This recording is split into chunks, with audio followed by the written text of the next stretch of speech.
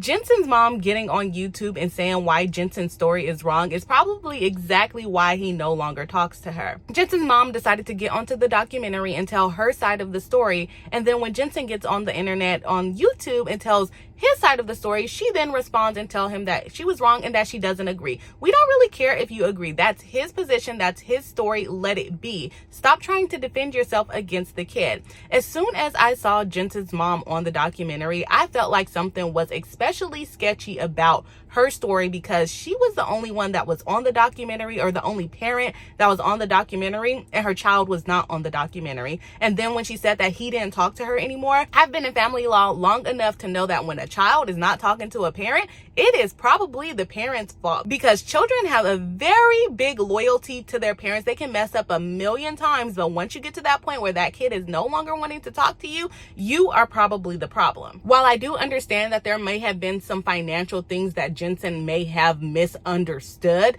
the internet is not the place where you try to hash those details out. You guys were in family therapy. Why was this not discussed in family therapy? Why are you battling your son on the internet? Like I said in my last video, the moms in this situation are not innocent. Do I think Tiffany is guilty of some things? I think so. Otherwise, I would like to see a defamation lawsuit coming out. But the moms that put their kids in these situations after they observed the things that they observed, after they were told that they cannot go in the room when they were filming, you are the problem. In my opinion, you should have taken your kids out of this situation as soon as you were limited in actually observing what was happening.